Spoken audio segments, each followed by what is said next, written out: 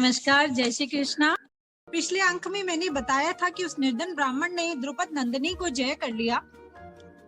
चारों ओर आनंद की ध्वनि भर गई और सखियां अर्ध थाली ले प्रस्तुत थी। धृष्टद्युम्न ने कहा, कृष्णा वरमाला लेकर मंच से आगे आओ। द्रौपदी ने बड़े ही सकुचाते हुए धीमे स्वर में कहा, भाई मैं तो अर्जुन को समर्पिता हूँ, अन्य का वरण कैसे करूँ? धृष्टद्युम्न ने कहा, कृष्णा तुम्हारा आविर्भाव धर्म की रक्षा के लिए हुआ है। पिता का धर्म ही पुत्री का धर्म है। पिता के वचन की सत्य की रक्षा करने के लिए ही रामचंद्र जी वनवास गए थे, अतः पिता का धर्म पालन ही पुत्री का कर्तव्य है। द्रौपदी वरमाला लेकर आगे बढ़ गई और देखा कृष्ण उस ब्राह्मण युवक के पास ही खड़े हैं। लज्जाप्रस्त द्रौपदी की दृष्टि तो नत ही रही और सहजता से नीले पदम पाद पर दृष्टि डालकर वरमाला डालने ही वाली थी कि सखी ने कहा, राजकुमार क्या कर रही हो? कृष्ण के गले में वरमाला डालोगी क्या?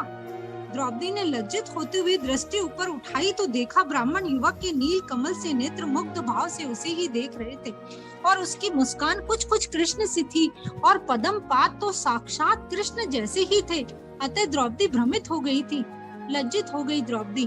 तभी कृष्ण ने मधुर आमोद पूर्ण स्वर में कहा, कृष्णा प्रारंभ से ही ऐसा भ्रम करना उचित नहीं है।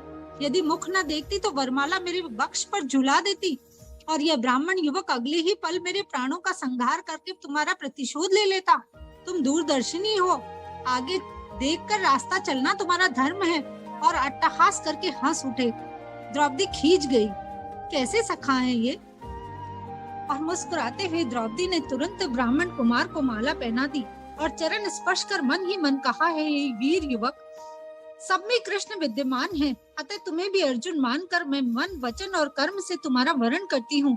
तुम भी कृष्ण को आज से सखा कहना।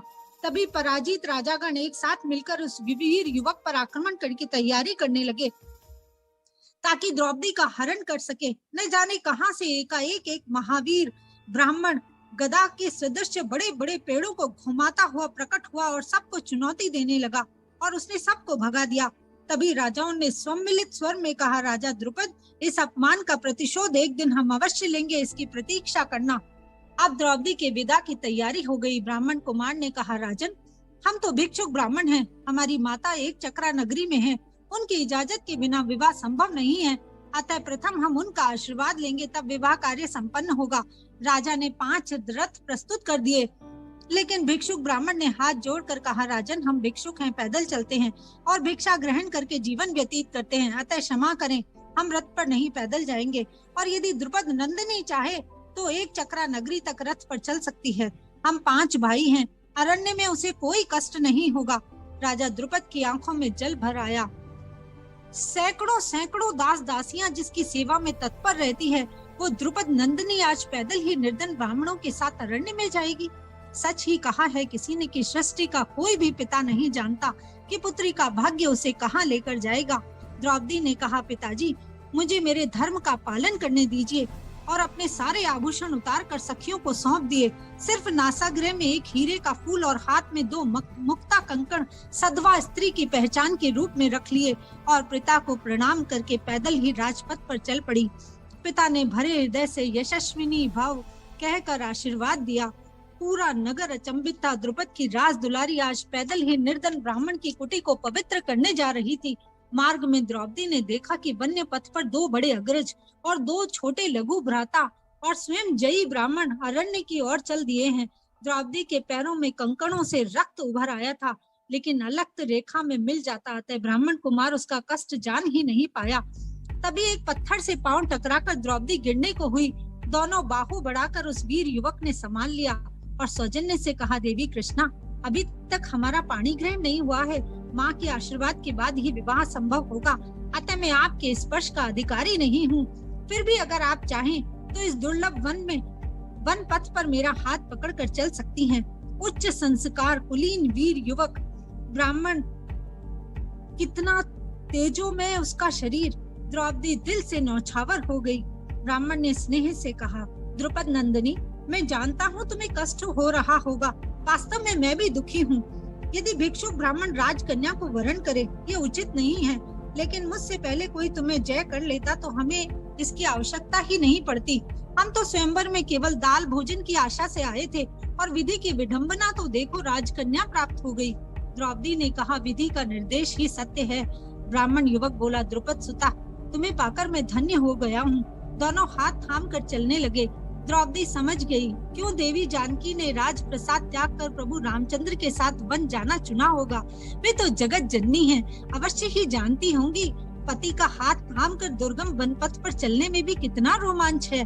चलते चलते ब्राह्मण युवक बोला, सुना था तृतीय मध्यम पांडव को जमाता बनाने का संकल्प लिया था राजा द्रुपद ने, पर पांचों पांडव मृत्यु के मुख में पड़े तो एक दरिद्र ब्राह्मण को जमाता बनाने पर तुम्हारे पिता बाध्य हुए।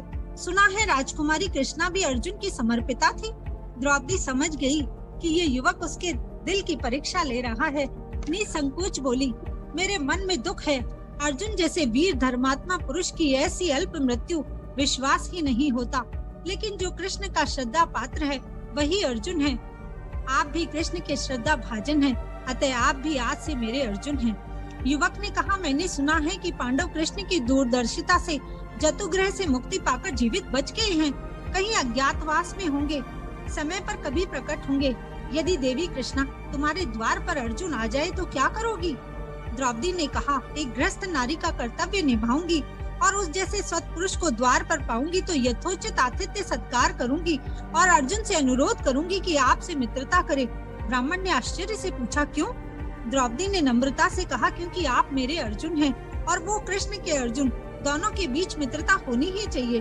ब्राह्मण युवक ने द्रौपदी को नमन करते हुए कहा, सुना था कि आप शास्त्र निपुणा हैं। सोचा था सुख शारिका की तरह शास्त्रों को कंठ में धारण किया होगा, लेकिन देखता हूँ कि आप तो विद्यावती हैं, ज्ञानवती हैं और साक्षात शास्त्र निपुणा हैं। एक चक्रा नगरी में पहुँचते हुए अन्य भाई पहले पहुँच गए तो बड़े भ्राता ने, जो बेहद शांत चित्त और साक्षात धर्मराज के अवतार लग रहे थे, द्वार खटखटाया। द्रौपदी ने देखा कि एक जीर्ण कुटीर, हमारा तो श्वान या अश्व भी न रह पाए, ऐसे दीन दरिद्र जीवन का यापन ऐसे वीर यशस्वी पुरुष क्यों कर रहे हैं?